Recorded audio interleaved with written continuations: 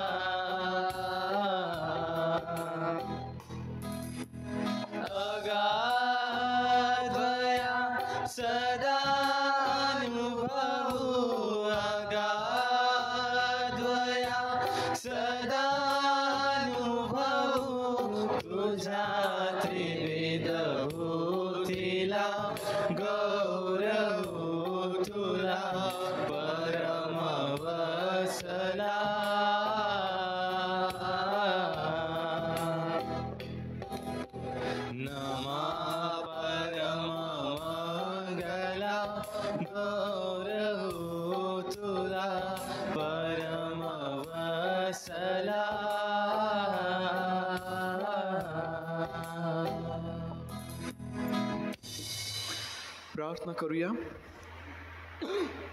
पवित्र आणि प्रेमळ देव बापा, आम्ही तुझे आभार मानतो, तुझी स्तुती करतो, तुझ्या नावाला आम्ही धन्यवाद देतो. प्रभू, मागील आठवडाभर तू आम्हा प्रत्येकाचा सांभाळ केला, आमचं संरक्षण केलंस. प्रभू, तू आमची काळजी घेतलीस, आमच्या सर्व गरजा तू पुरविल्यात. आमच्या जाण्या येण्यामध्ये तू आमचं सहाय्य केलंस, संरक्षण केलंस.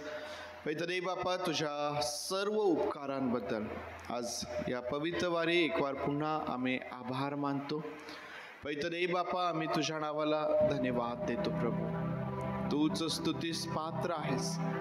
तुझंच नाव सूर्याच्या उगवतीपासून मावळतीपर्यंत स्तवनीय आहे. प्रभू देव बापा, त्या तुझ्या नावाला आम्ही धन्यवाद धन्यवाद आणि धन्यवाद देतो. प्रभू, आणि आमची प्रार्थना आहे पवित्र देव बापा, प्रभू देव बापा, आम्ही तुझ्या मंदिरामध्ये एकत्र येत असताना, पवित्र देव बापा, तुझ्या उपस्थितीमध्ये येत असताना आम्हा प्रत्येकाचं सहाय्य कर. पवित्र देव बापा, आमच्या अपराधांची आम्हास क्षमा कर. देव बापा, तू आम्हास धू आणि शुद्ध कर. पवित्र देव बापा, परमेश्वर देव बापा, तुझी उपस्थिती अनुभवण्याकरिता तू आमचं सहाय्य कर. प्रभू, तू आमचं सहाय्य कर. पवित्र देव बापा, आजची भक्ती आम्ही तुझ्या हातांमध्ये सोपवित आहोत. तुझी उपस्थिती आमच्यामध्ये तू असू दे. प्रभू देव बापा, पुन्हा एकदा आम्ही आठवण करतो आमच्या प्रियजनांची, जे आज आजारी आहेत, दुखणाईत आहेत, बिछाण्यावर आहेत, दवाखान्यात आहेत. प्रभू, अशा प्रत्येकावरती तू दया कर, त्या स्पर्श करून तुझं आरोग्य देऊन पवित्र देव बापा तुझ्या भक्तीकरिता देव बापा या सहभागितेत तू घेऊन ये. प्रभू, जी तुझी लेकरं मार्गात आहेत, देव बापा त्यांचं देखील सहाय्य कर. पवित्र देव बापा, ही सर्व भक्ती आम्ही तुझ्या हातांमध्ये सोपवित आहोत. आम्हाला उत्तम प्रकारचं वातावरण तू दे आणि परमेश्वर देव बापा तुझ्या समक्षतेमध्ये असणारे सर्व आशीर्वाद आज पुन्हा एकदा नव्याने तू आम्हावर ओत. आम्हा प्रत्येकास स्पर्श कर देव बापा. आमचे शारीरिक आमचे आत्मिक रोग बरे कर आणि आम्हा सुदृढ करून तुझ्याकरिता तू उपयोगात आण. प्रभू तुझे आभार मानित प्रार्थना आमचा प्रभू येशूच्या नावात मागतो म्हणून तू ऐक. आमेन आमेन. बसूया आपण.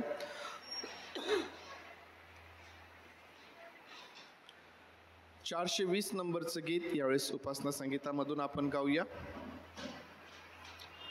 सुंदर देऊळ हृदय हे माझे येथेच विराजे देव बापा.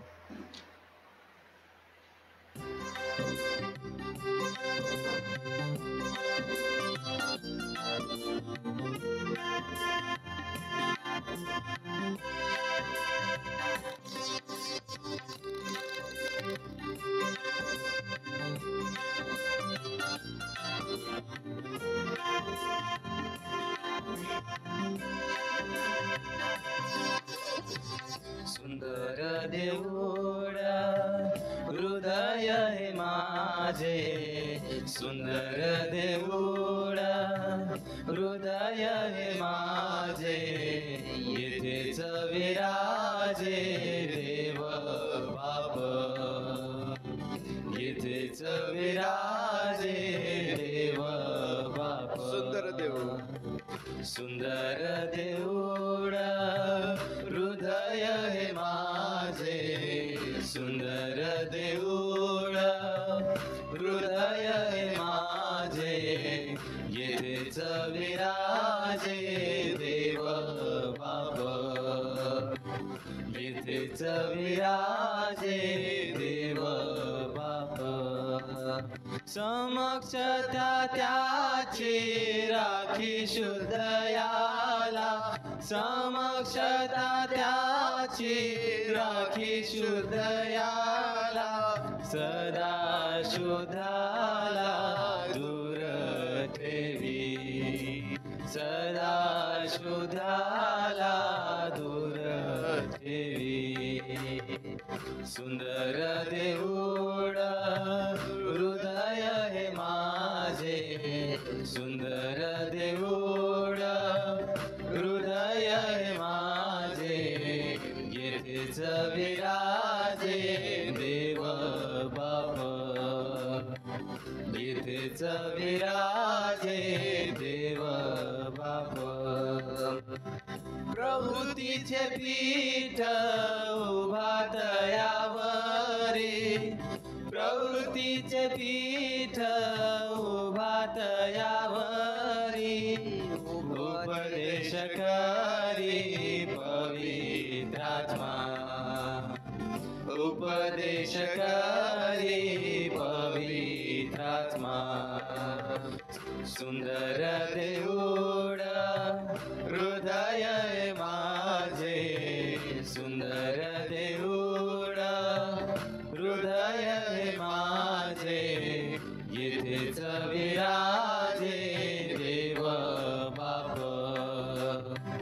येथेच विराजे देव बाप.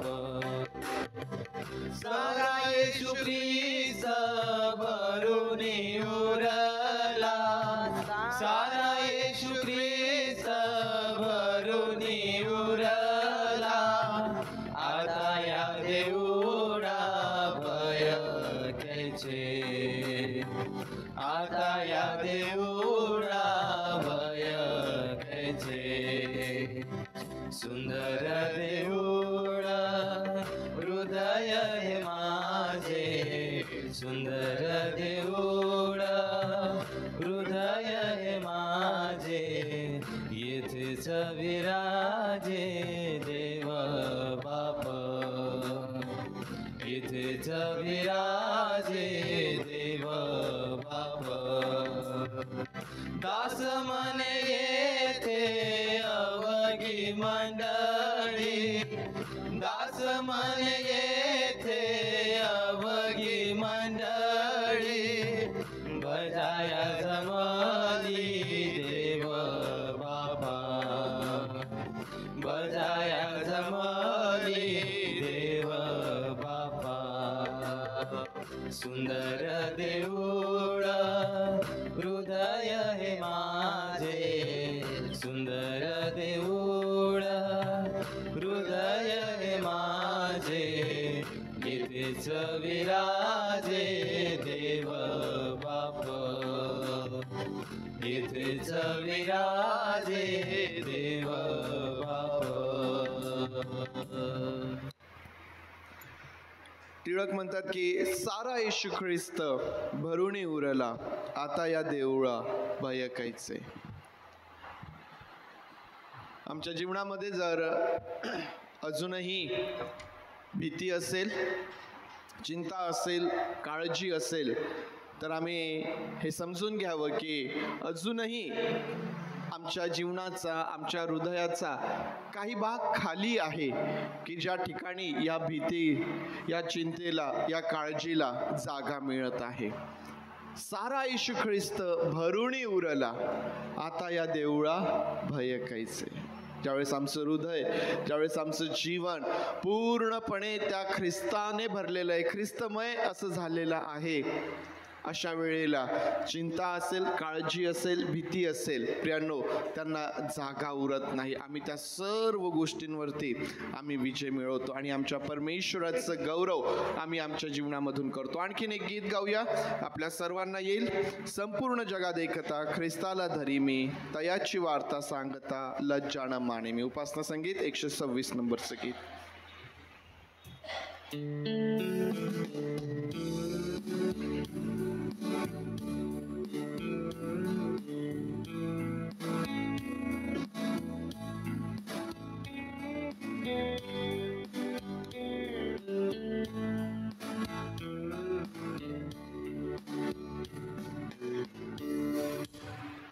संपूर्ण जगा देखता, ख्रिस्ताला धरी मी, दयाची वाटा सांगता, लज्जा न माने मी. ख्रिस्त राये मला पामरा तारिले, दिव्य तेज मम मनी घातले, दृष्टी विश्वासे हृदयी पावलो, आनंदी सुखी मी झालो. हे नाम येशू गोडफा, तो माझा पूर्णाश्रय, नाही मला तो टाकणार, त्या ठाई मी निर्भय. ख्रिस्त राये मला पामरा तारिले, दिव्य तेज मम मनी घातले, दृष्टी विश्वासे हृदयी पावलो, आनंदी सुखी मी झालो.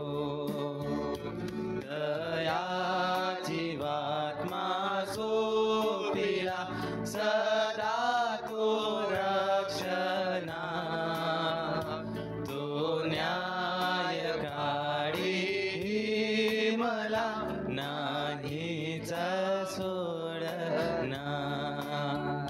ख्रिस्त राये मला पामरा तारिले, दिव्य तेज मम मनी घातले, दृष्टी विश्वासे हृदयी पावलो, आनंदी सुखी मी झालो. मलाही तो देवा समोर प्रेमाने पत्करे, स्वर्गात माझा हर्ष तो अक्षय वाढवी. ख्रिस्त राये मला पामरा तारिले, दिव्य तेज मम मनी घातले, दृष्टी विश्वासे हृदयी पावलो, आनंदी सुखी मी झालो. संपूर्ण जगा देखता, सांगता ख्रिस्ताला धरी मी दयाची वार्ता सांगता लजाना मानी मी ख्रिस्त आहे मला पामरा तारिले दिव्य तेज मम मनी घातले दृष्टी विश्वासे हृदयी पावलो आनंदी सुखी मी झालो आनंदी सुखी मी झालो आनंदी सुखी मी झालो. पवित्र शास्त्रामधून एक स्तोत्र यावेळेस आपण वाचूया. प्रवीण आपल्यासाठी एक स्तोत्र वाचेल. प्रभूच्या नावामध्ये सर्वांना सलाम. आपण यावेळेस एक स्तोत्रसंहिता वाचू. स्तोत्रसंहिता 30. हे परमेश्वरा, मी तुझी थोरवी गाईन, कारण तू माझा उद्धार केला आहेस. तू माझ्या वैर्याने माझ्यामुळे हर्ष करू दिला आहेस. हे परमेश्वरा माझा देव, मी तुझा धावा केला आणि तू मला रोगमुक्त केलेस. हे परमेश्वरा, तू माझा जीव अंधलोकातून वर काढलास. गर्देत पडल्यामधून तू मला जिवंत राखलेस. अहो परमेश्वराचे भक्त हो, त्याचे गुणगान गा आणि त्याच्या पवित्राचे स्मरण करा. त्याचा धन्यवाद करा.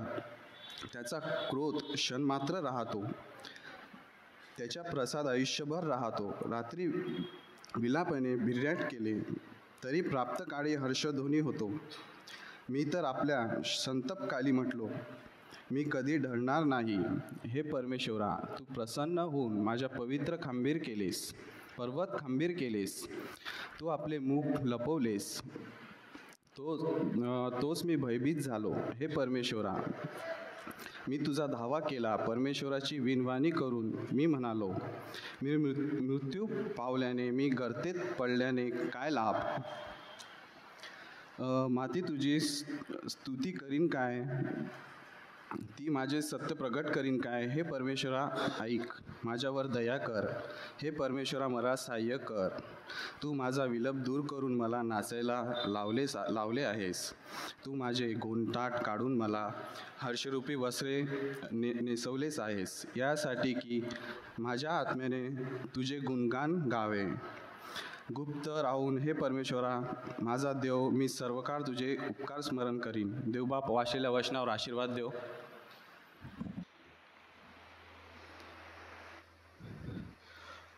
अहो परमेश्वराचे भक्त हो, त्याचे गुणगान गा आणि त्याच्या पावित्र्याचे स्मरण करताना त्याचा धन्यवाद करा. अहो परमेश्वराचे भक्त हो, आज या ठिकाणी जे आपण सर्वजण एकत्र आहोत त्या आपणा सर्वांना स्तोत्रकर्ता दावीद राजा उत्तेजन देतो, आवाहन करतो की अहो परमेश्वराचे भक्त हो, त्याचे गुणगान गा. दावीद राजा ज्याने आपल्या जीवनामध्ये परमेश्वराच्या सहाय्याचा अनुभव घेतला, परमेश्वराने त्याचं दुःख कसं नाहीसं केलं, परमेश्वराने त्याचा विलाप कसा नाहीसा केला. दावीद राजा म्हणतो वचन 11 मध्ये की तू माझा विलाप दूर करून मला नाचावयास लावले आहेस. तू माझे गोंताट काढून मला हर्षरूपी वस्त्र नेसवले आहे. हर्षरूपी वस्त्र नेसवले. माझं गोंताट तू बाजूला करून, माझ्या जीवनातलं दुःख नाहीसं करून, हे परमेश्वरा तू मला आनंदी केलेला आहे. आपल्या जीवनाचं ज्यावेळेस आम्ही परीक्षण करतो, गेलेल्या दिवसांची ज्यावेळेस आम्ही आठवण करतो, त्यावेळेस आम्हाला या गोष्टीचा अनुभव आमच्या जीवनामध्ये दिसून येतो की परमेश्वराने आमच्या संकटामध्ये, परमेश्वराने आमच्या दुःखामध्ये, परमेश्वराने आमच्या आजारामध्ये, परमेश्वराने आमच्या त्या कठीण परिस्थितीमध्ये आमचं कसं सहाय्य केलं आणि आम्हाला कशा प्रकारे त्याने आनंदित केलेलं आहे. हा परमेश्वर जो दाविदाबरोबर विश्वासू आहे, हा परमेश्वर तुमच्यासोबत आणि माझ्यासोबतही विश्वासू आहे. आणि तोच परमेश्वर आमच्या जीवनामधल्या अशा सर्व परिस्थितींना आमच्यापासून दूर करणारा आणि आम्हास नव्या आनंदाने भरणारा दावीद राजा म्हणतो की नाचावयास लावले आहे है ना. एका घटकेला विलाप आहे, अश्रू आहे, रडणं आहे, दुःख आहे, आणि दुसऱ्याच घटकेला आनंद आहे. आणि तोही आनंद कसा, त्या आनंदाची पातळी आम्हाला दिसून येते की तो म्हणतो की तुम्हाला नाचावयास लावलेला आहे है ना. म्हणजे एक छोटीशी स्माईल नाही है ना, एक छोटंसं हास्य आमच्या चेहऱ्यावर फुटावं एवढंच नव्हे, तर तू मला आनंदी केलंय, आणि तो आनंद एवढा मोठा आहे की मी नाचतोय. परमेश्वराचं गुणगान मी माझ्या जीवनामध्ये करतोय. प्रियांनो, हा परमेश्वर रोज आणि रोज आमच्या जीवनामध्ये अशा अद्भुत गोष्टी करण्यासाठी विश्वासू परमेश्वर आहे. क्वायर पुढे येईल आणि क्वायर बरोबर आपण परमेश्वराचं गुणगान करूया, त्याच्या नावाला आपण धन्यवाद देऊया. क्वायर यावेळेस पुढे येईल. प्रभु यीशु के नाम में सभी को सलाम करता हूँ. भजन संहिता 68 का 19वां वचन. धन्य है प्रभु जो प्रतिदिन हमारा बोझ उठाता है, वही हमारा उद्धार करता है. आइए प्रभु के नाम को ऊंचा करें, जिसने मृत्यु पर विजय पाकर उसे हरा दिया, मृत्यु को हरा दिया. उस प्रभु का जय जयकार करें. और जो पहला गीत है हम जो गाने वाले हैं, जय जय दंशो जय जय यीशु. हम सभी को आने वाला ये गीत है, हम सभी मिलकर ये गीत गाएंगे और यीशु मसीह का नाम ऊंचा करेंगे.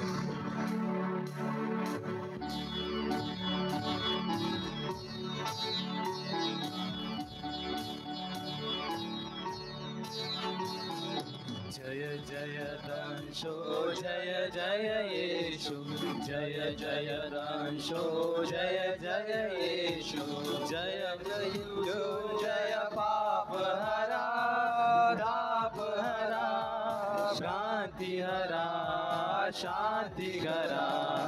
जय जय दंशो जय जय यीशु, जय जय दंशो जय जय यीशु. खिळलेल्या खांबाला दिसशी सकला शुभ तू विलयानेशी. खिळलेल्या खांबाला दिसशी सकला शुभ तू विलयानेशी. अनुतापे संताप्त प्रभो मी, अनुतापे संताप्त प्रभो मी. पाप हरा, ताप हरा, भ्रांति हरा, शांति हरा. पतितो द्वारा परमो द्वारा, पतितो द्वारा परमो द्वारा.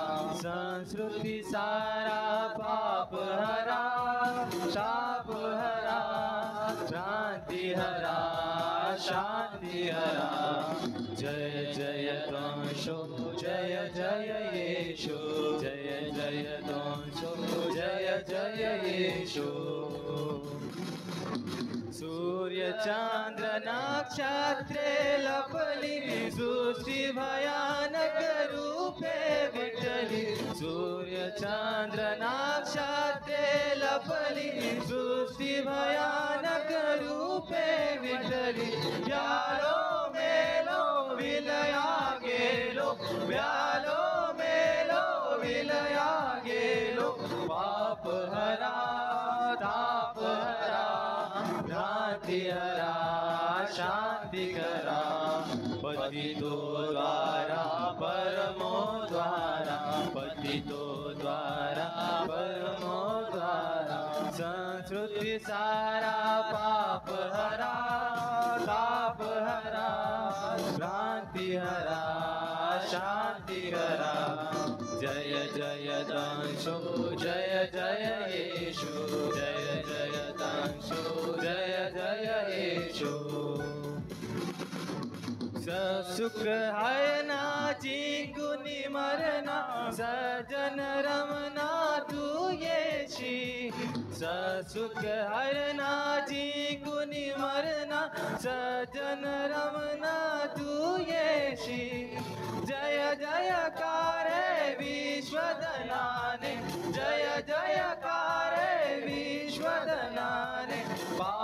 हरा, ताप हरा, भ्रांति हरा, शांति करा, पतितो द्वारा परमो द्वारा, पतितो द्वारा परमो द्वारा, संस्कृति सारा पाप हरा, पाप हरा, शांति करा, शांति करा, जय जय दंशो, जय जय येशु, जय जय दंशो, जय जय येशु।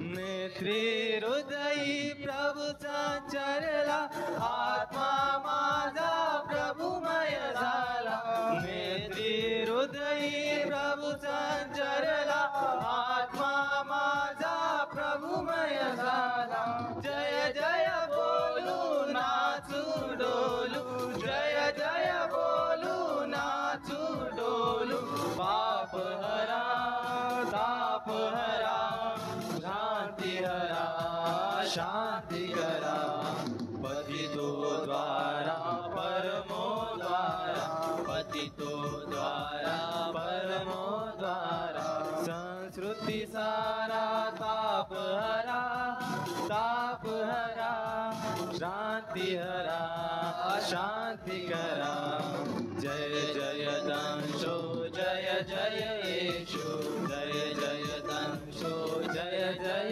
येशु।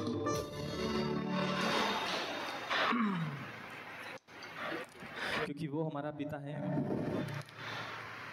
उसकी मैं सदा सन्ना गाऊंगा और उसे हर पल में निहारूंगा, और हमें उसे निहारना ही चाहिए, क्योंकि उसने जो हमारे लिए किया है वो सराहनीय है। और इसके साथ हम जो दूसरा गीत गाएंगे वो प्रभु की स्तुति के लिए ही है, रब की होवे सना, रब की होवे सना, हमेशा रब की होवे सना।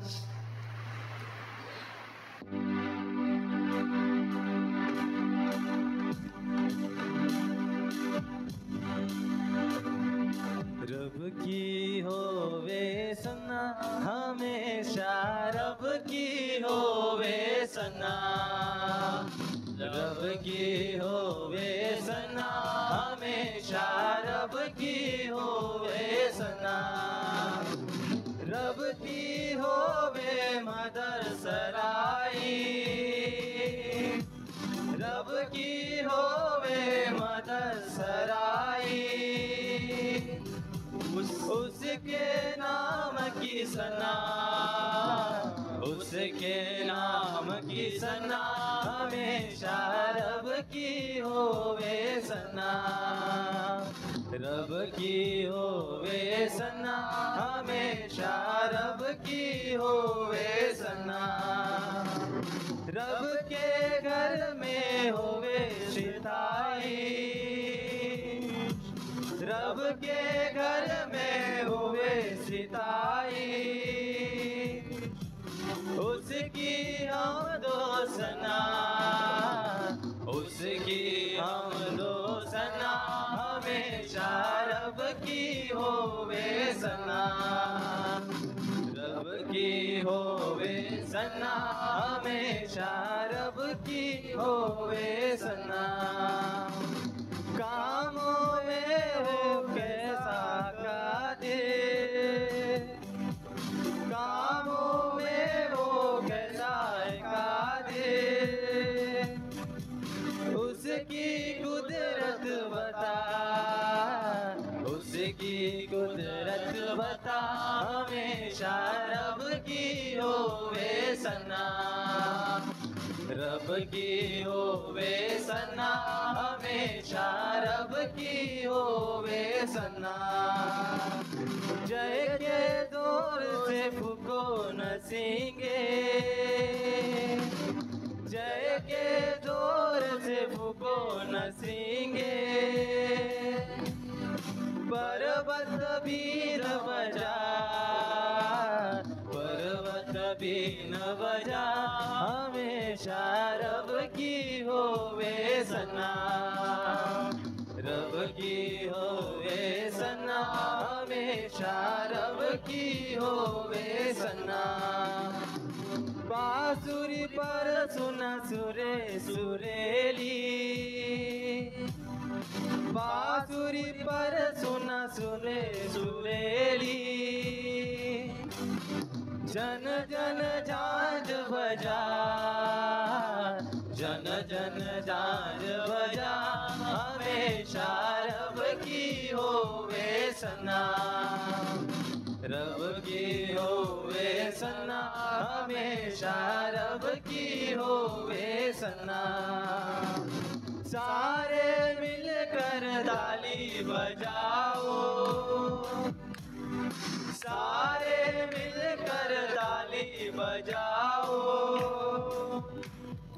गाओ रब की सना, गाओ रब की सना, हमेशा रब की होवे सना, रब की होवे सना, हमेशा रब की होवे सना। प्यारो हिम्मत बांधो आगे बढ़ो क्रूज चलो निशान, जीतेंगे हम प्यारो हारेगा शैतान, जीतेंगे हम प्यारो हारेगा शैतान। प्यारो हिम्मत बांधो आगे बढ़ो क्रूज चलो निशान, जीतेंगे हम प्यारो हारेगा शैतान, जीतेंगे हम प्यारो हारेगा शैतान।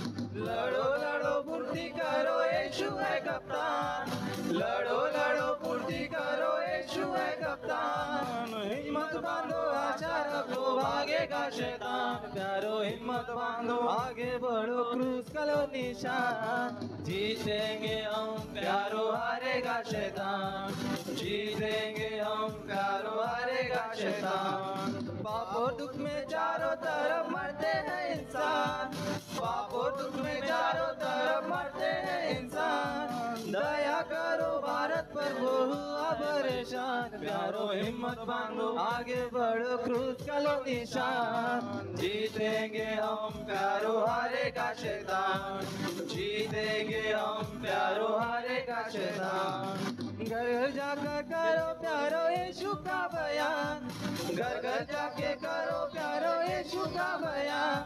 वो है राजा मुक्तिदाता सब पर मेहरबान, प्यारो हिम्मत बांधो आगे बढ़ो क्रूज चलो निशान, जीतेंगे हम प्यारो हारेगा शैतान, जीतेंगे हम प्यारो हारेगा शैतान। प्यारो हिम्मत बांधो आगे बढ़ो क्रूज चलो निशान, जीतेंगे हम प्यारो हारेगा शैतान, जीतेंगे हम प्यारो हारेगा शैतान, जीतेंगे हम प्यारो हारेगा शैतान।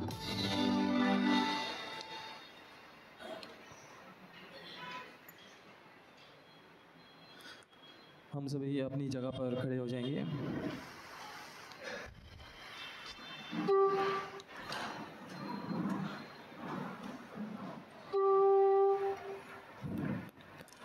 जैसा हमने ये गीत गाया है तो एक पत्रस 3 अध्याय 9वां वचन कहता है, बुराई के बदले बुराई मत करो और गाली के बदले गाली दो, पर इसके विपरीत आशीष ही दो, क्योंकि तुम आशीष के वारिस होने के लिए बुलाए गए। मृत्यु जिसको ज्यादा देर वश में ना कर पाई, जिसने लहू बहाकर मुझे चंगाई दी, मुझे उसकी महिमा सदैव करनी चाहिए और मैं करूँगा। आइए हम सब खड़े होकर अपनी आंखें बंद कर एक गीत गाए जो बहुत सुंदर है, जो बहुत सुंदर तरीके से लिखा गया है। उसकी महिमा करो बंधन टूट जाएंगे, मेरा यीशु मौजूद है यहाँ।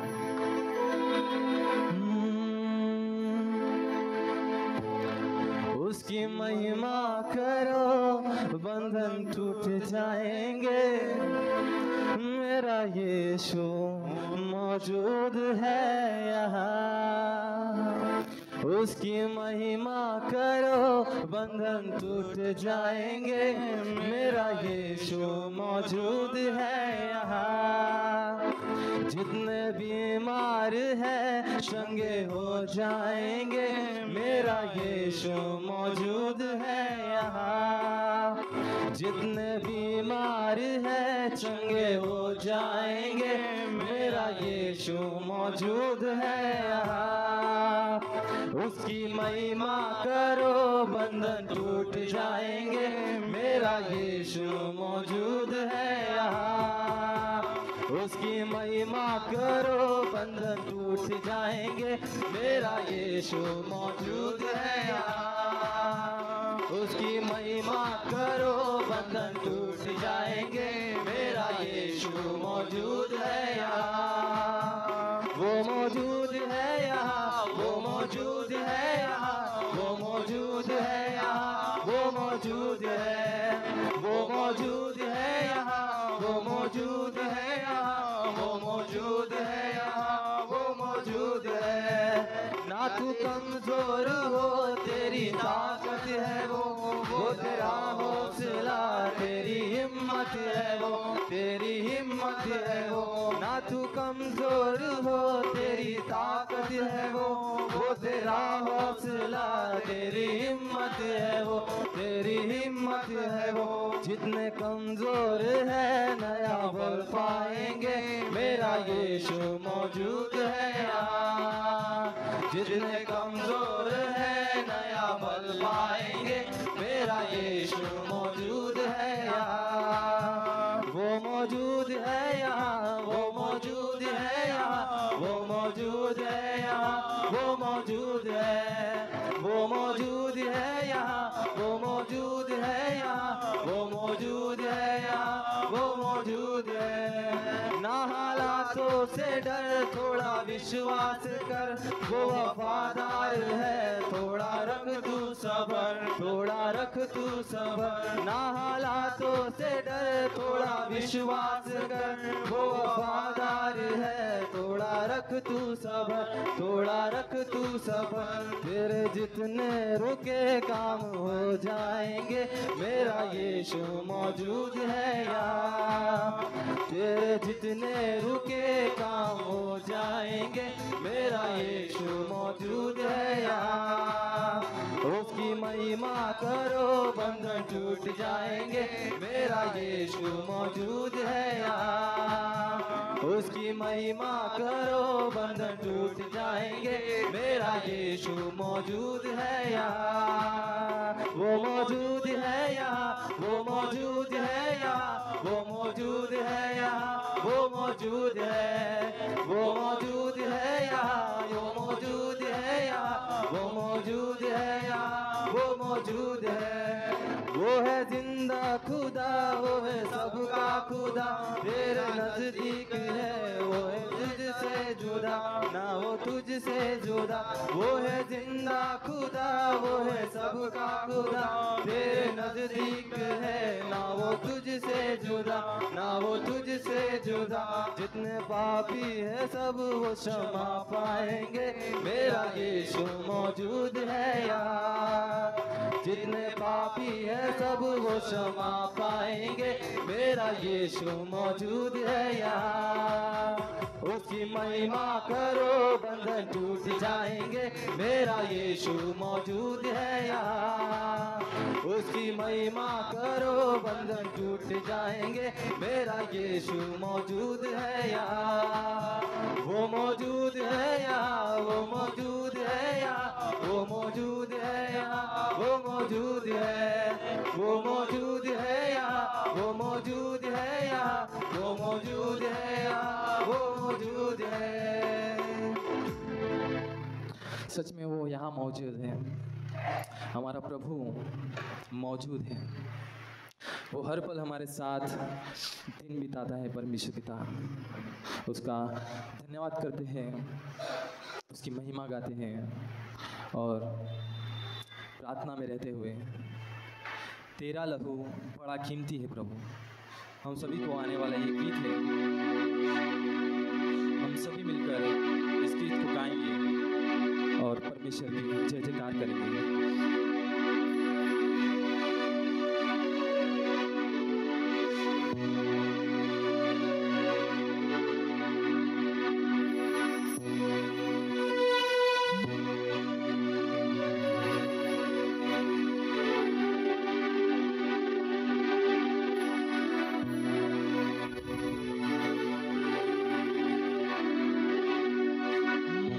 तेरा लहू बड़ा कीमती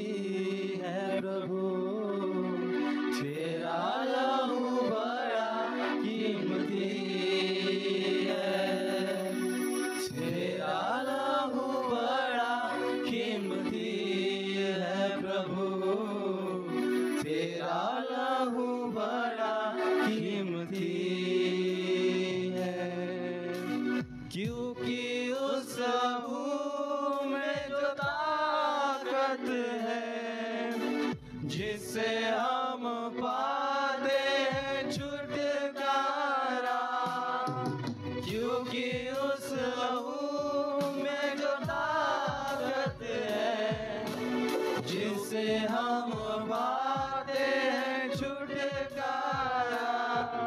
तेरा लहू बड़ा कीमती है प्रभु, तेरा लहू बड़ा कीमती है, तेरा लहू बड़ा कीमती है प्रभु, तेरा लहू बड़ा कीमती है।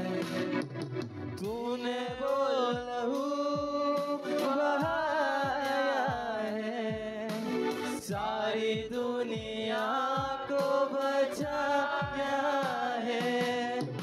तूने वो लहू बहाया है, सारी दुनिया को बचाया है।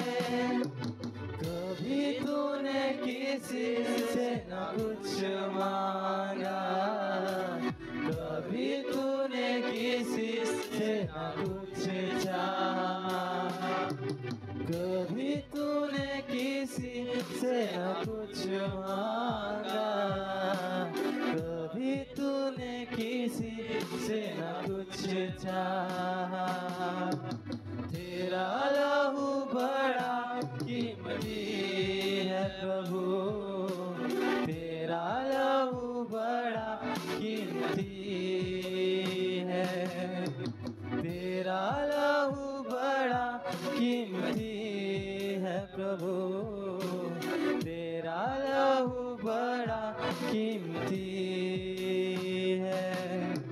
क्योंकि उस लहू में जो ताकत है, जिससे हम पाते हैं छुटकारा, क्योंकि उस लहू में जो ताकत है, जिससे हम पाते हैं छुटकारा।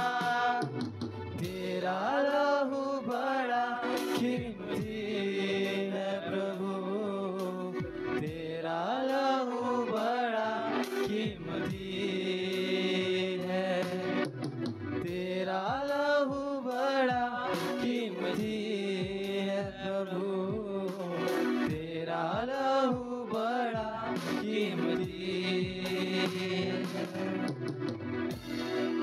मेरे सर्वशक्तिमान परमेश्वर पिता तेरे पास आते हैं प्रभु जी। आज का दिन तूने हमें दिया है प्रभु जी, हम तेरे जय के गीत गाए प्रभु जी। हमें तू आशीष से भर दे प्रभु, तेरी करुणा तेरी महिमा परमेश्वर पिता हम पर बरसा दे। कुछ गलतियाँ होगी परमेश्वर पिता, हमसे तू माफ़ कर परमेश्वर पिता, क्योंकि परमेश्वर पिता तू हमें माफ़ करता है, तू दयावंत परमेश्वर पिता है। हे प्रभु हम पर तू दया कर। जितने भी लोग परमेश्वर पिता यहाँ उपस्थित है परमेश्वर पिता, और जो भी परमेश्वर पिता रास्ते में होंगे परमेश्वर पिता, इन सभी पर परमेश्वर पिता अपनी आशीष उंडेल दे परमेश्वर पिता। किसी को कोई बीमारी परमेश्वर पिता, किसी को कोई भी परमेश्वर पिता तकलीफ हो, कोई प्रॉब्लम में हो परमेश्वर पिता, या कोई टेंशन में हो परमेश्वर पिता, इन सब का परमेश्वर पिता बीमारी दूर कर दे, टेंशन दूर कर दे परमेश्वर पिता। यही मैं आज आपसे विनती करता हूँ परमेश्वर पिता। परमेश्वर पिता हम सभी के साथ रहिए और हम पर उद्धार बरसाइए प्रभु जी। और कहने के लिए कुछ नहीं परमेश्वर पिता, क्योंकि सब कुछ हमें आपने दिया है, हर परिस्थिति में आपने हमें संभाला है। इसके लिए आपको बहुत बहुत बहुत शुक्रिया अदा परमेश्वर पिता, बहुत बहुत धन्यवाद करते हैं परमेश्वर पिता। और परमेश्वर पिता आपके यीशु के नाम से परमेश्वर पिता प्रार्थना करते परमेश्वर पिता, यीशु के नाम से मांगते परमेश्वर पिता, आमीन। याकोबाचं पत्र 3रा अध्याय, याकोबाचं पत्र 3रा अध्याय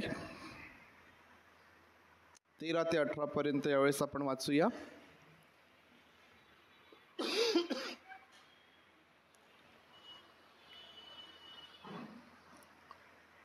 याकोबाचे पत्र अध्याय 3 आणि वचन 13 पासून 18 पर्यंत.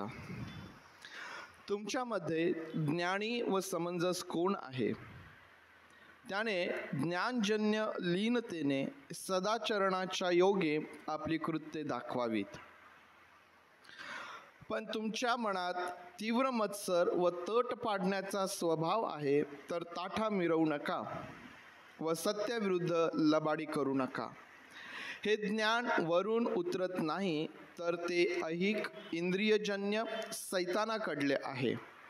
कारण जेथे मत्सर व तट पाडण्याचा स्वभाव आहे, तेथे अव्यवस्था व प्रत्येक कुकर्म आहे. वरून येणारे ज्ञान हे मुळात शुद्ध असते, शिवाय ते शांतिप्रिय, सौम्य, समजूत होण्याजोगे, दया व सत्फळे यांनी पूर्ण, अपक्षपाती, निर्दम असे आहे. पण शांती करणाऱ्यांसाठी नीतिमत्वरूपी फळ देणारे बी शांतीत पेरले जाते. परमेश्वर देवबाप, ही वचने आपल्यासाठी आशीर्वादाची करोत. प्रार्थना करूया. पवित्र आणि प्रेमळ परमेश्वर देवबापा, तुझे आभार मानतो, तुझी स्तुती करतो. पुन्हा एकदा आम्ही तुझ्या वचनांकडं आमचं लक्ष लावत आहोत. प्रभू, आम्हा प्रत्येकाचं सहाय्य कर. या तुझ्या वचनांवरती आम्ही मनन करीत असताना तू आमच्यासोबत बोल, आमची सुधारणूक तू कर पवित्र देव बापा, आणि तुझ्या कार्याकरिता, तुझ्या कामाकरिता तू आम्हा सिद्ध कर. प्रभू, आम्ही तुझे मनापासून आभार मानतो, तुझी स्तुती करतो, तुला धन्यवाद देतो. प्रभू, आम्ही सर्वजण स्वतःला तुझ्या अधीन करीत प्रार्थना आमचा प्रभू येशू याच्या नावात मागतो, म्हणून तू ऐक. आमेन. याकोबाच्या पत्रावर आपण मनन करीत आहोत. या महिन्यामध्ये याकोबाचं पत्र आमच्या समोर आहे, आणि या याकोबाच्या पत्रावरती आपण अभ्यास करत असताना आतापर्यंत जे सर्व विषय आपण हाताळलेले आहेत, त्यामध्ये देवाजवळ ज्ञान व धीर मागा. त्यानंतर ख्रिस्तावरील आपला जो विश्वास आहे त्याकडं आम्ही पाहिलं, त्याचं परीक्षण आम्ही केलं. मागच्या रविवारी आपण विश्वासणाऱ्यांची जीभ हा एक फार महत्त्वाचा विषय आपण मागच्या रविवारला पाहिलेला आहे. आज जो शास्त्र भाग आम्ही आमच्या समोर ठेवला आहे, याकोब 3:13 ते 18, यामध्ये याकोब आणखीन एक फार महत्त्वाचा विषय हाताळतोय, आणि हा विषय आहे ज्ञानाशी संबंधित. ज्ञानाशी संबंधित.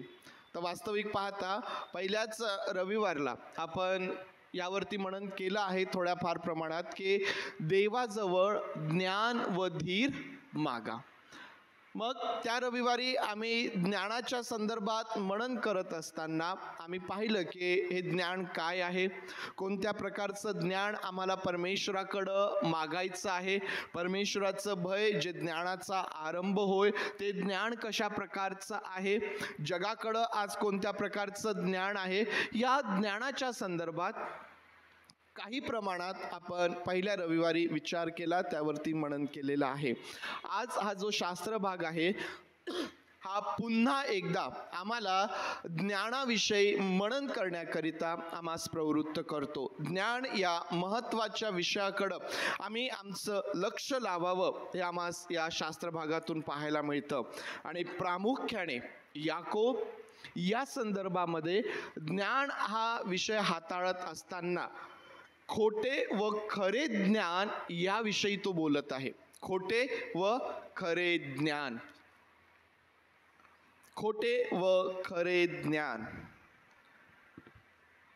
ज्ञान म्हणजे ज्ञान असायला पाहिजे ना. खोटं ज्ञान, खरं ज्ञान, आता हे कसं समजून घ्यायचं आम्ही? ज्ञान म्हणजे ज्ञान आहे. मग आता त्यामध्ये खरं ज्ञान, खोटं ज्ञान हा देखील एक महत्त्वाचा विषय आहे. पवित्र शास्त्रात असं काही आढळतं का तुम्हाला? खोट्या ज्ञानाच्या संदर्भात कुठं काही शिकायला मिळतं का आम्हाला? खोटं ज्ञान म्हणून काय असतं किंवा ज्ञानाच्या संदर्भात मी तुम्हाला पहिल्याच रविवारी सांगितलं की संपूर्ण पवित्र शास्त्रामध्ये ज्ञान हा एक अतिशय महत्त्वाचा विषय आहे. ज्ञान मनुष्याला परमेश्वर देबाप देत असतो. परमेश्वराचं भय ज्ञानाचा आरंभ होय. ज्ञानाविषयी ज्यावेळेस आम्ही पाहतो प्रियांनो, आज खरं ज्ञान आणि खोटं ज्ञान हा विषय किंवा हा विचार जो याकोब या संदर्भामधून आमच्या समोर ठेवतो त्याकडे आम्ही पाहत आहोत. आणि म्हणून हा प्रश्न मी तुमच्या समोर ठेवलाय की खोटं ज्ञान आणि खरं ज्ञान म्हणजे नेमका काय प्रकार आहे. काय असतं हे खरं ज्ञान आणि खोटं ज्ञान? असतं का बरं असं काही? खरं ज्ञान खोटं ज्ञान असतं का?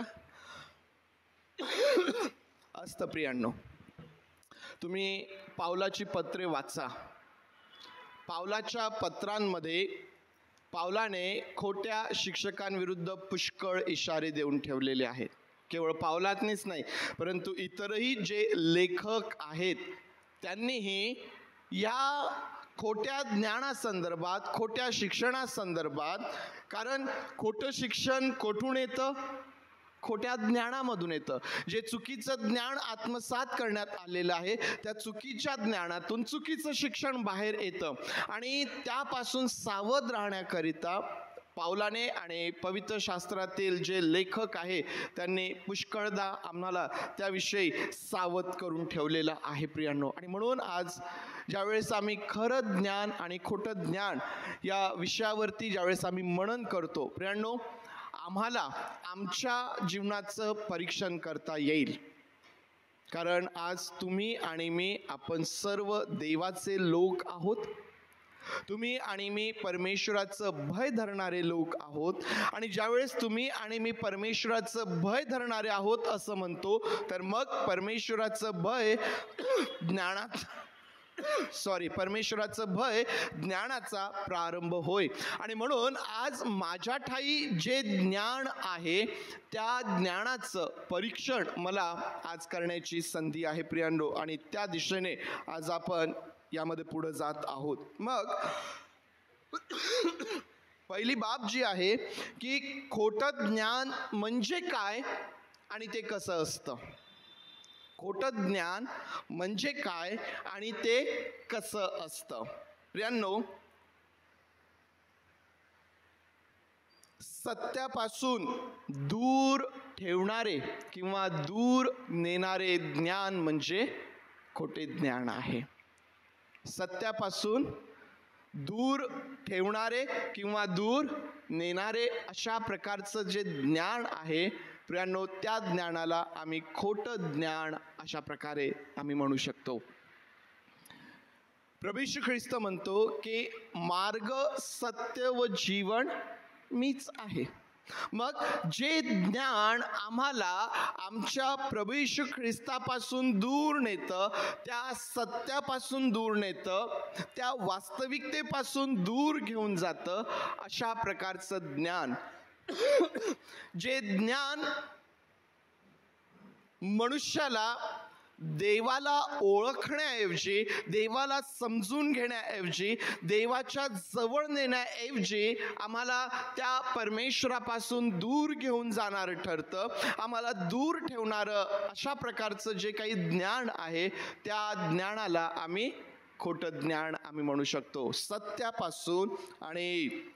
सत्यापासून दूर ठेवणारे किंवा नेणारे अशा प्रकारचं ज्ञान, जे ज्ञान मनुष्याची दिशाभूल करतं किंवा मनुष्याला चुकीच्या मार्गाने घेऊन जातं, अशा प्रकारचं ज्ञान, जे मनुष्याची दिशाभूल करून किंवा मनुष्याला चुकीच्या मार्गाने घेऊन जाणारं अशा प्रकारचं जे ज्ञान आहे त्या ज्ञानाला आम्ही चुकीचं किंवा खोटं ज्ञान आम्ही त्याला म्हणू शकतो. प्रियांनो, आपण सर्वच जण प्रवास करतो ना, आणि आज प्रवास करत असताना एखाद्या नवीन भागामध्ये जात असताना पुष्कळदा गुगल मॅपचा वापर केला जातो. आपल्याकडं आपल्या मंडळीमध्ये बरेच जण या प्रकारे प्रवास करतात आणि प्रवासामध्ये गुगल मॅपचा वापर करतो. पुष्कळदा आम्हाला हा अनुभव येतो की त्या गुगल मॅपमध्ये त्याच्या निर्देशनामध्ये ज्यावेळेस आम्ही चालतो पुष्कळदा चुकीच्या ठिकाणी पोहोचतो, किंवा पुष्कळदा अशा ठिकाणी तो मॅप नेऊन आम्हाला उभं करतो की समोर रस्ताच नसतो. पुष्कळदा हा अनुभव आपल्याला येतो. आता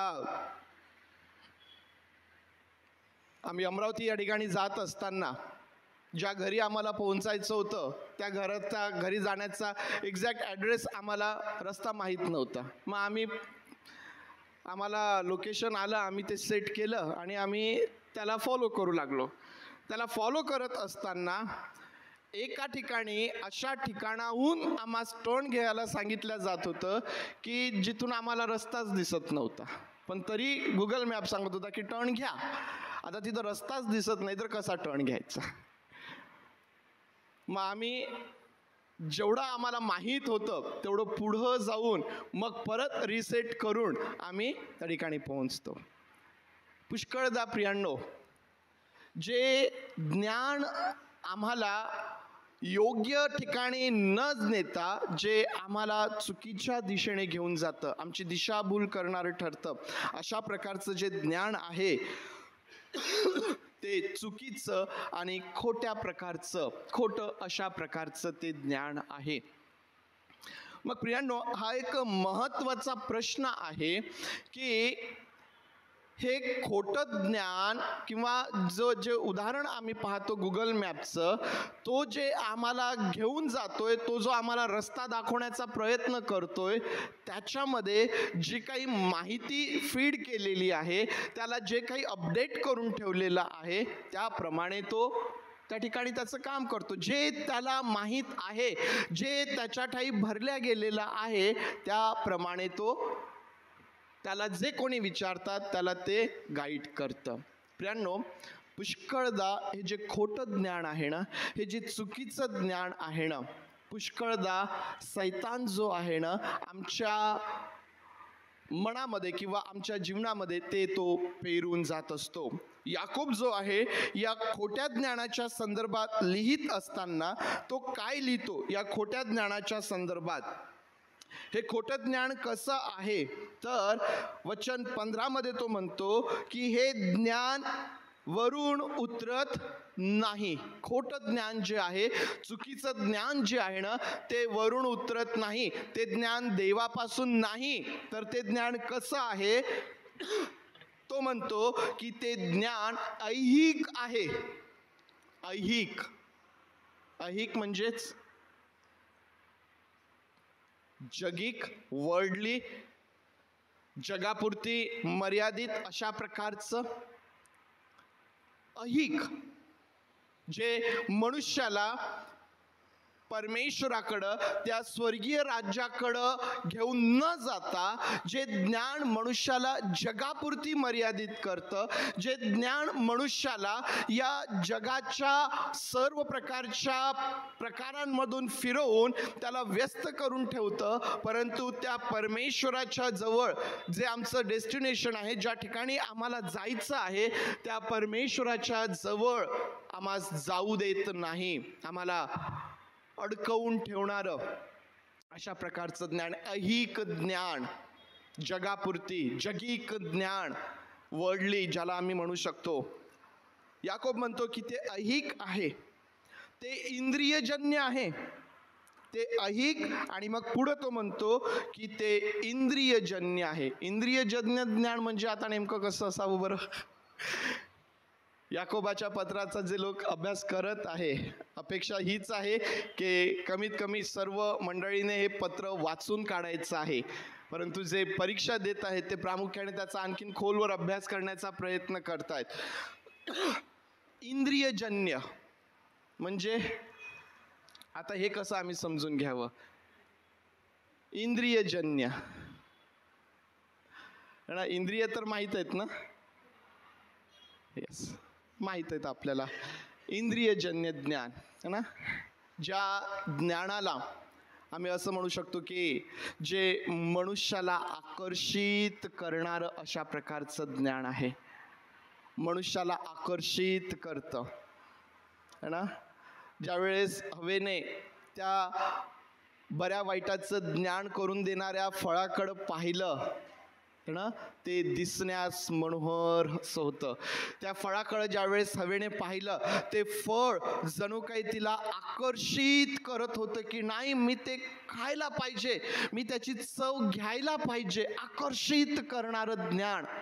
प्रियांनो, आज सैतान काय करतोय, तो याच प्रकारे ते जे खोटं ज्ञान आहे, ते जे चुकीचं ज्ञान आहे प्रियांनो, आज ते अशा प्रकारे जगामध्ये पुष्कळदा विश्वासणाऱ्यांच्या समोर ते अशा प्रकारे प्रस्तुत केल्या जातं की आम्ही त्याकडं आकर्षित होतो.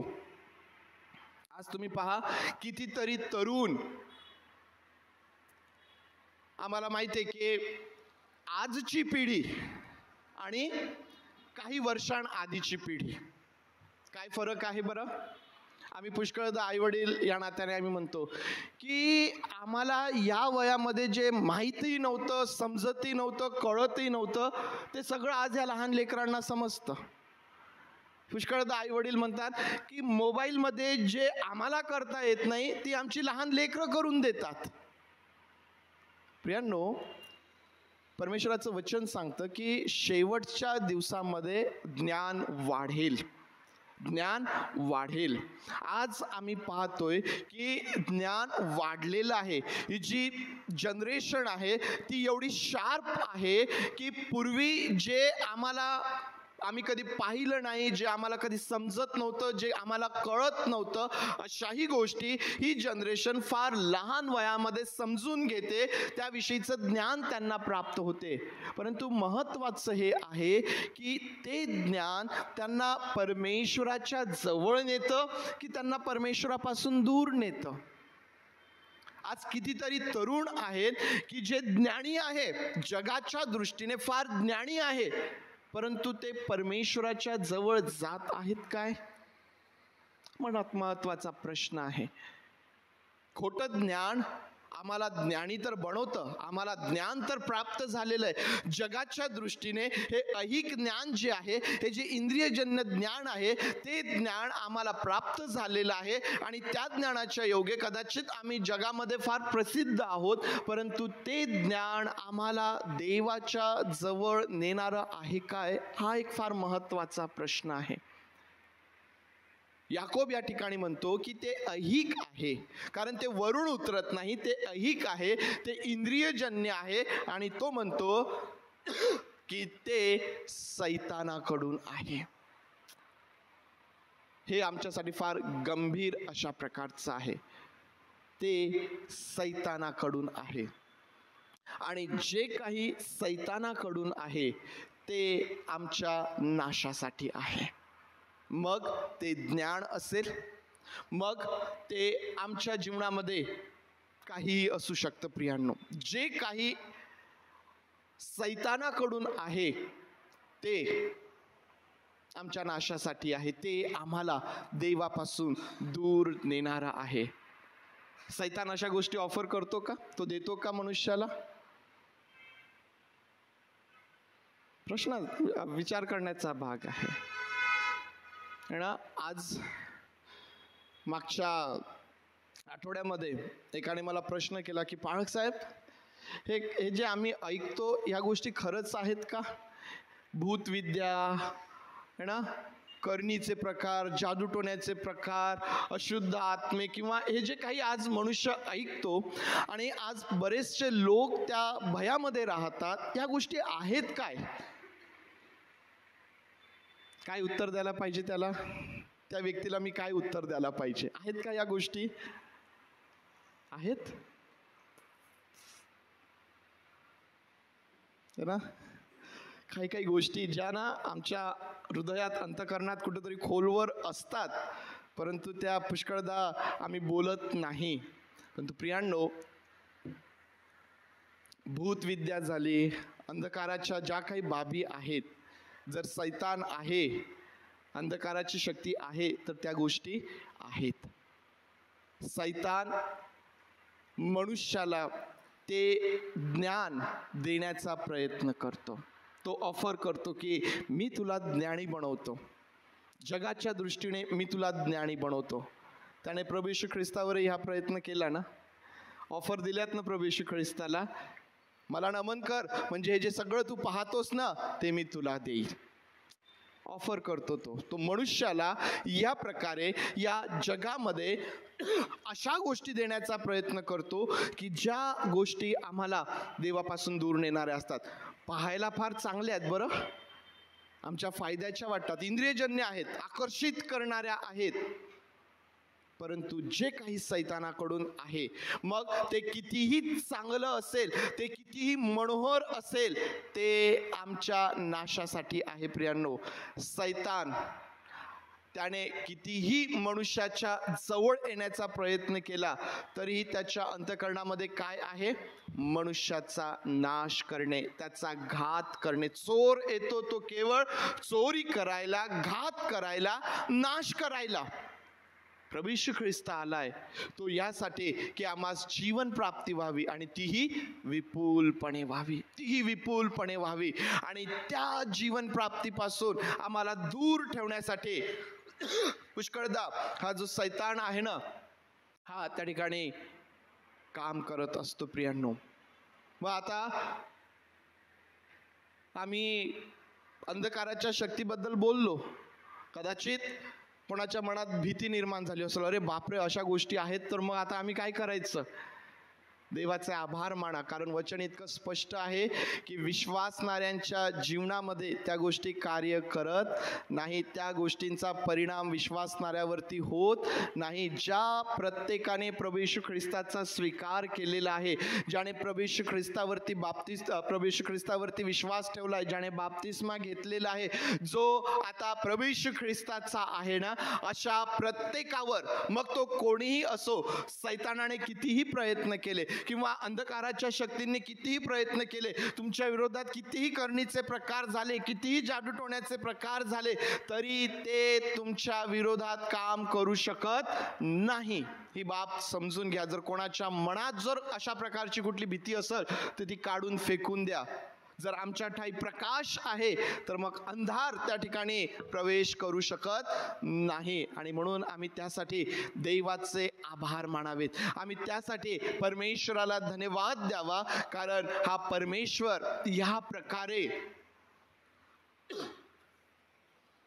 आमचं सहाय्य करणारा, आमचं रक्षण करणारा तो आमचा परमेश्वर आहे. हे जे ज्ञान आहे प्रियांनो, जे आम्हाला सत्यापासून दूर ठेवतं, जे आमची दिशाभूल करून आम्हाला चुकीच्या दिशेने नेतं, जे ज्ञान ऐहिक आहे, जे इंद्रियजन्य आहे, जे सैतानाकडून आहे, जे वरून नाही, अशा प्रकारचं जे ज्ञान आहे, त्या ज्ञानाला आम्ही खोटं ज्ञान अशा प्रकारचं आम्ही म्हणू शकतो. प्रियांनो, ते खोटं ज्ञान आहे. मग अशा खोट्या ज्ञानाला आम्ही ओळखायचं कसं? अशा खोट्या ज्ञानाला आम्ही ओळखायचं कसं?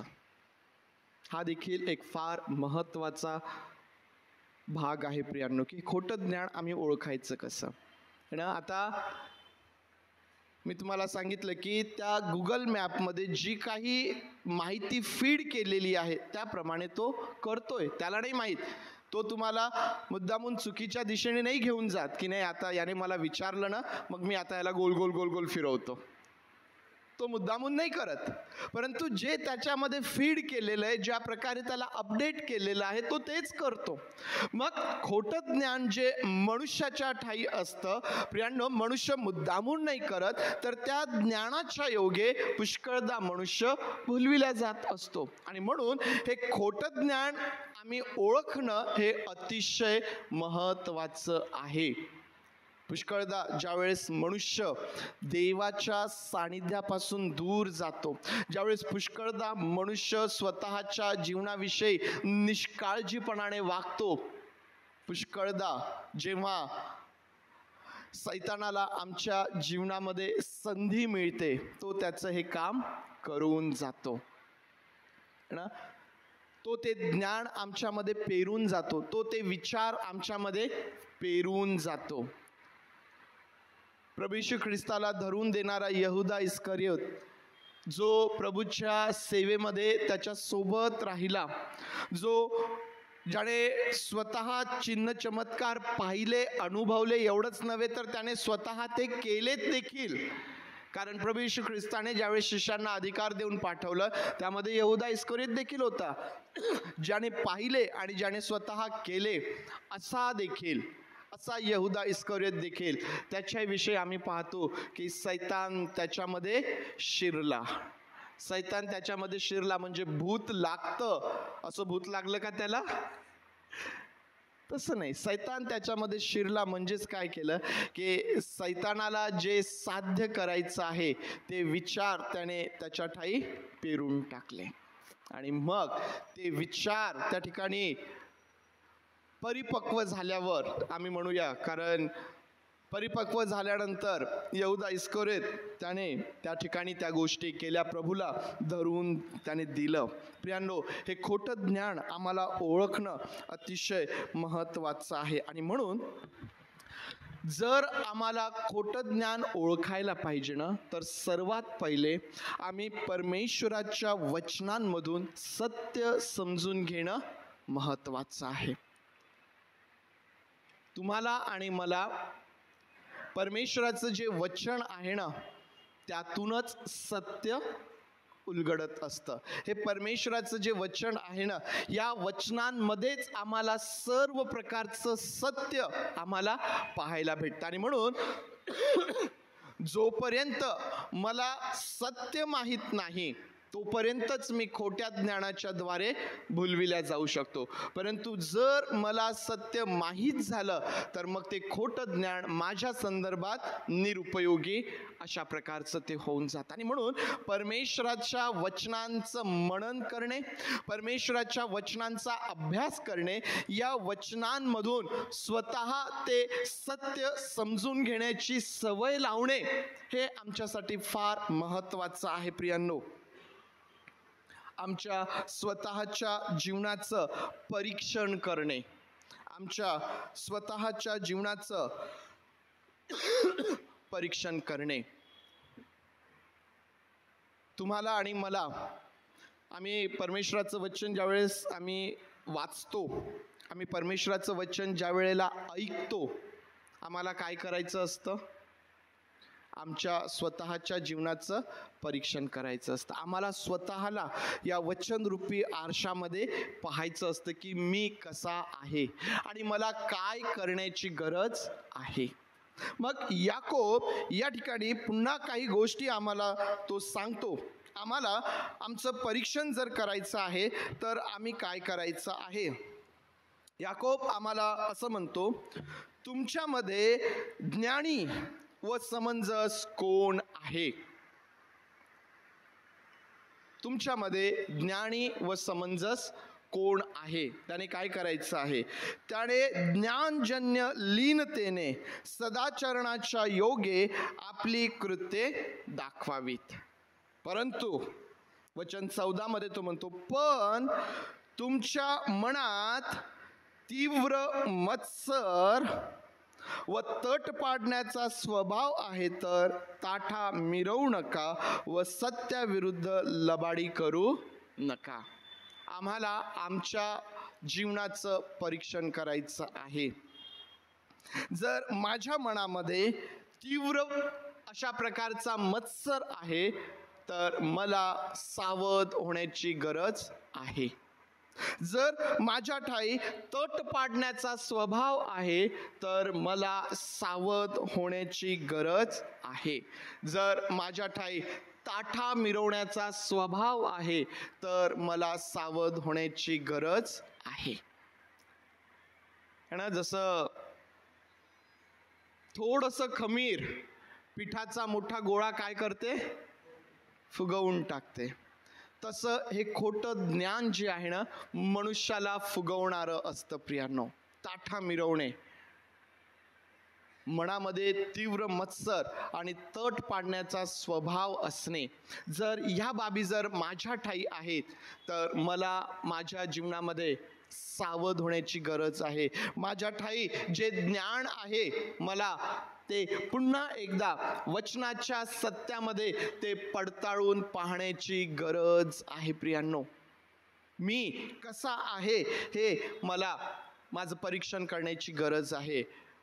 प्रभू येशू ख्रिस्ताने खरं आणि खोटं ओळखण्यासाठी आम्हाला काय सांगितलेलं आहे? कशावरून तुम्ही ओळखाल? त्यांच्या फळांवरून, है ना? त्यांच्या फळांवरून तुम्ही ते ओळखाल. फळांवरून तुम्ही ओळखाल. आता सध्याचा जो सीझन आहे कोणत्या फळाचा आहे? मँगो, संत्र, है ना? आंब्याच्या झाडाला संत्र लागलं तर काय, किंवा संत्र्याच्या झाडाला आंबा लागला तर काय? आहे का शक्य? नाहीये प्रियांनो, ते शक्यच नाहीये. झाड त्याच्या फळावरून ओळखल्या जातं. आमच्या फळावरून आमचं ज्ञान खरं आहे की खोटं आहे हे आम्ही पाहू शकतो. त्याचं परीक्षण आम्ही करू शकतो. माझ्या ज्ञानाचा परिणाम काय होत आहे हे पाहण्याचा भाग आहे. आणि प्रत्येकाने स्वतःचं परीक्षण करायचं आहे. बरं, प्रत्येकाने आपल्या स्वतःचं परीक्षण करायचं आहे. मी ज्यावेळेस तुमच्यासोबत बोलत आहे, मी फक्त तुम्हाला सांगणे इथपर्यंत मर्यादित नाहीये, तर हे मला माझ्या वैयक्तिक परीक्षणासाठी देखील आहे.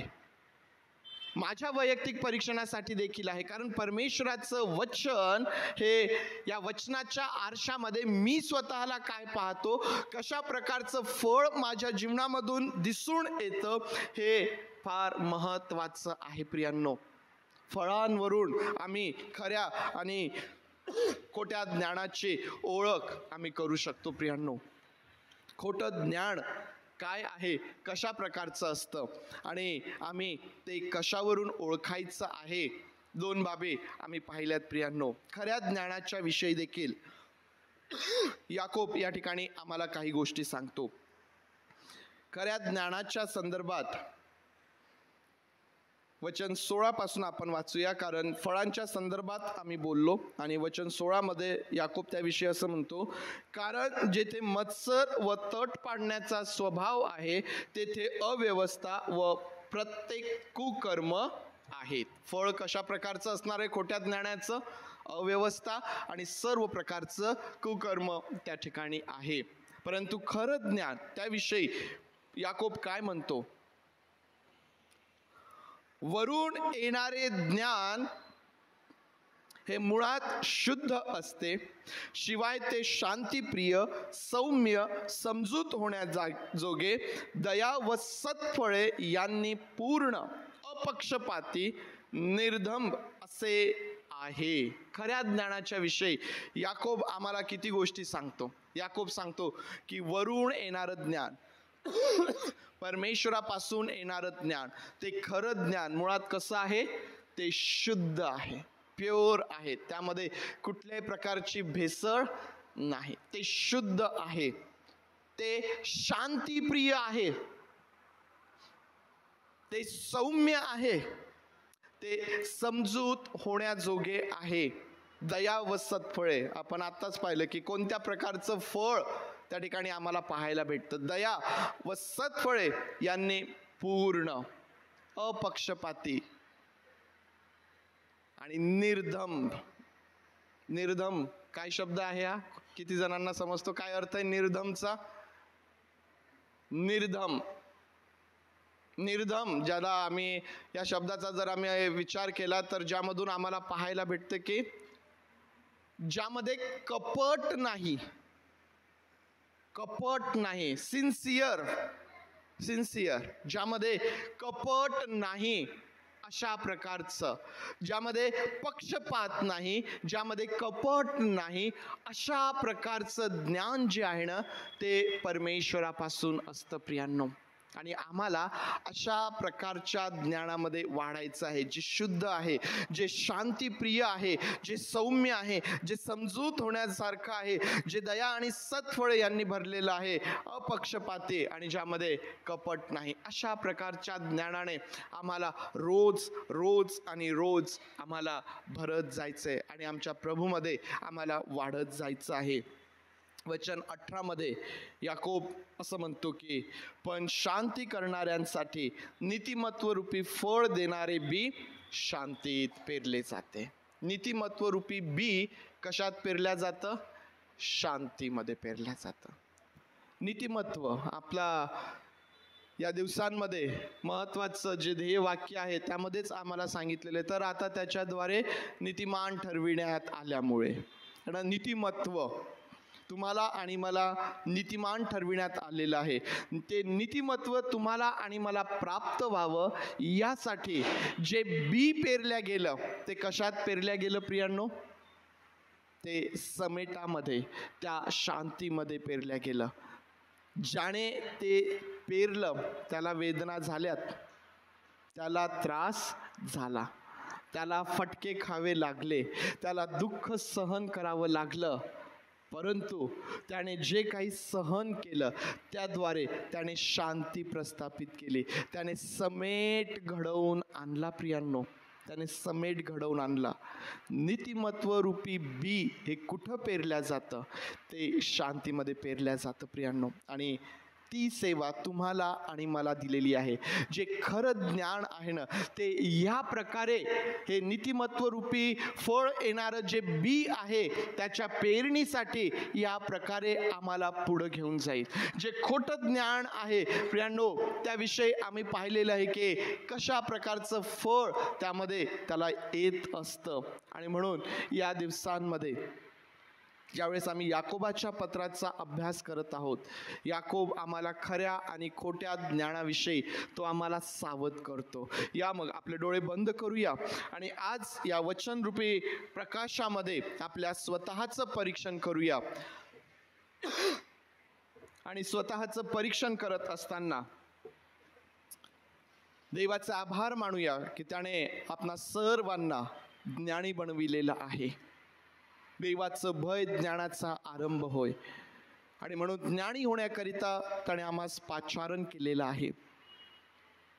परंतु देवाच्या समक्षतेमध्ये त्याच्या वचनरूपी प्रकाशामध्ये आम्हाला आमचं परीक्षण करायचं आहे की माझ्या ठाई असणारं ज्ञान हे कशा प्रकारचं आहे, त्याचा परिणाम काय आहे, कशा प्रकारची फळं त्यातून आहेत.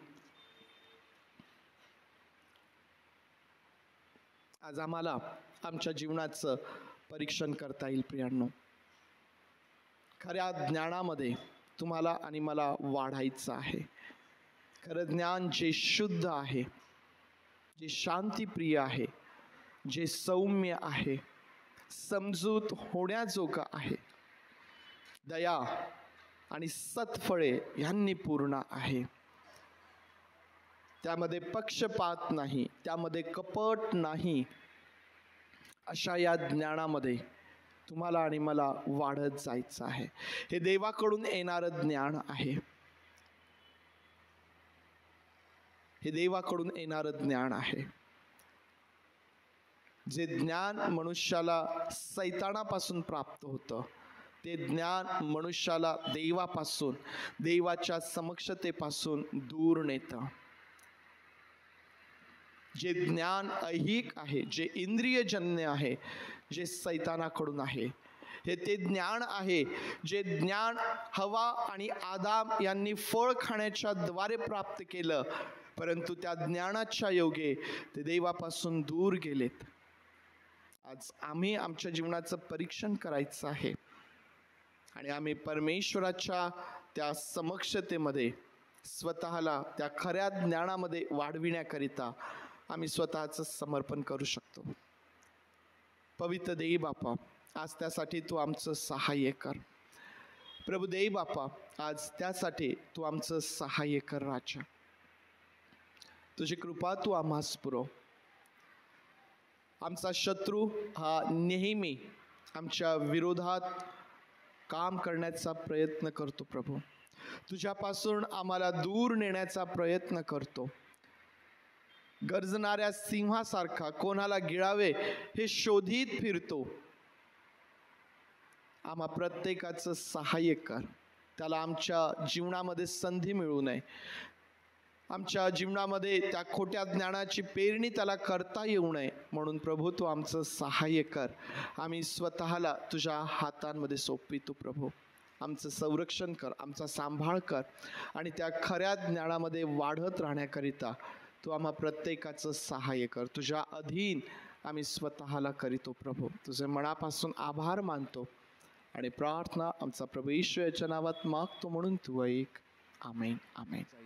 आपण सर्वजण उभं राहूया. प्रभूने शिकवलेली प्रार्थना करूया, आशीर्वाद घेऊया. हे आमच्या स्वर्गातील बापा, तुझे नाम पवित्र मानले जाव, तुझे राज्य येऊ, जसे स्वर्गात तसेच पृथ्वीवर. तुझ्या इच्छेप्रमाणे हो. आमचे रोजची भाकर आज आम्हास दे, आणि जसे आम्ही आमच्या ऋण्यास ऋण सोडले आहेत तसेच तो आमचे ऋणे आम्हास सोड, आणि आम्हास परीक्षेत आणू नकोस, तर आम्हास वाईटापासून सोडे. कारण की राज्य, सामर्थ्य आणि गौरव हे सर्व काळ तुझीच आहे. आमेन.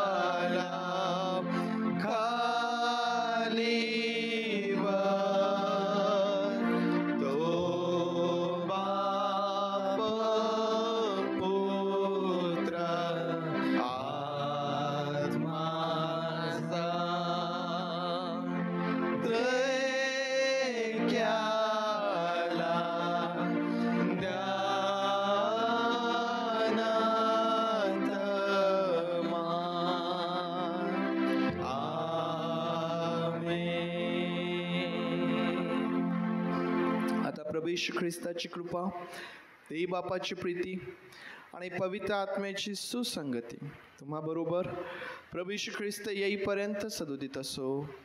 आमेन.